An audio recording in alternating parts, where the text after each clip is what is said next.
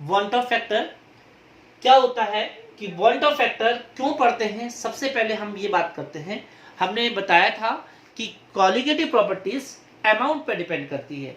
Solute की वो property, solution की वो प्रॉपर्टी जो केवल सॉल्यूट की अमाउंट पर डिपेंड करती है, उसे हम कॉलिगेटिव प्रॉपर्टी बोलते हैं। तो अमाउंट का मतलब यहां पे था नंबर ऑफ पार्टिकल्स। हमें कुछ केसेस में तो पता होता है, जैसे 1 मोल, अगर मान लो हम पे 1 मोल यूरिया है तो पानी में 1 मोल ही रहेगा। 1 मोल ग्लूकोज है तो पानी में 1 मोल ही रहेंगे,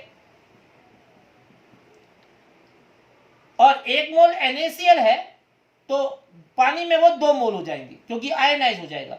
तो ये तो इनके बारे में हमको पता है, इसका 1 मोल पानी में 2 मोल दे देगा। लेकिन जैसे 1 मोल MgCl2 है, पानी में 3 मोल हो जाएंगे। लेकिन कुछ ऐसे कंपाउंड हैं जो कि वीक इलेक्ट्रोलाइट है, जो कि कम आयनाइज होते हैं, जिनको हम प्रिडिक्ट नहीं कर सकते वो कितना आयनाइज हो रहे हैं। भाई जैसे हमने आपसे कहा कि एसिटिक एसिड है, बहुत ही वीक इलेक्ट्रोलाइट है, लेस देन 10% आयनाइज होगा। तो अगर हमने पानी में यूरिया डाला तो यूरिया डालने पे चेंज 10 का आया, मान लो सपोज बॉइलिंग पॉइंट 100 से 110 हो गया, तो यूरिया डालने में अगर बॉइलिंग पॉइंट 100 से 110 हुआ है तो ग्लूकोज में भी 110 ही रहेगा।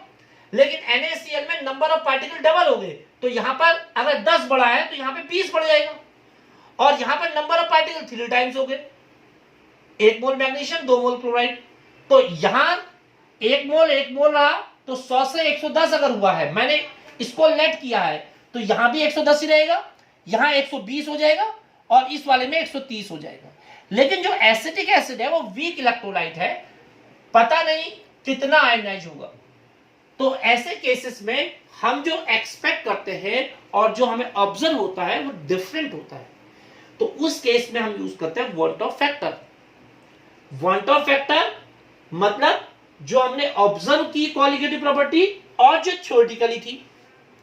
Observe number of particles upon theoretically number of particles कह सकते हैं इसको हम और लिख सकते हैं आयोटा को ऑब्जर्व नंबर ऑफ पार्टिकल्स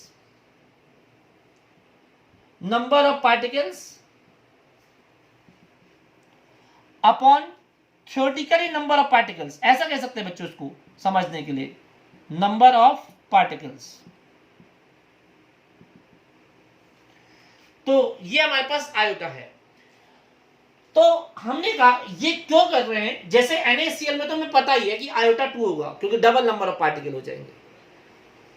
क्या बता रहा है आयोटा, क्या बता रहा है, जब आयोटा को समझोगे तभी आपको, अगर हमने 1 मोल डाला है तो पानी में कितने मोल हो जा रहे हैं वो आयोटा है।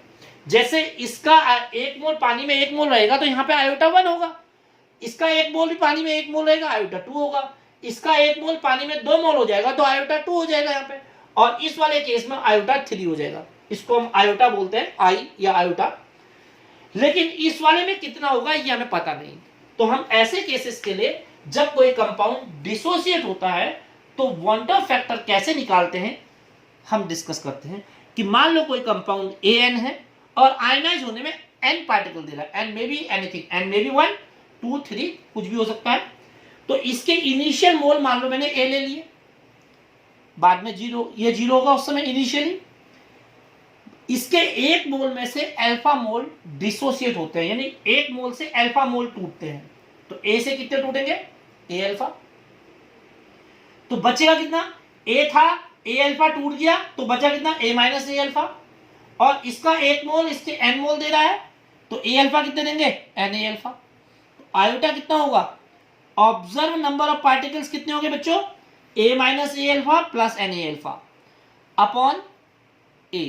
सो iota is equal to 1 minus alpha plus, क्योंकि A कॉमन ले लिया हमने। तो इसका एक मतलब ये आया कि आयोटा बच्चों कभी भी इनिशियल मोल पर डिपेंड नहीं करेगा, कंसंट्रेशन पर डिपेंड नहीं करेगा। देखो हमने तो इनिशियल मोल ले लिए थे ना, A पर डिपेंड किया नहीं, आयोटा कभी भी इनिशियल मोल पर डिपेंड नहीं करेगा। वो आपको कंफ्यूज करने के लिए दे सकता है initial mole, initial concentration. It depends only the alpha and N। N क्या है, number of particles in solution. जैसे एसिटिक एसिड के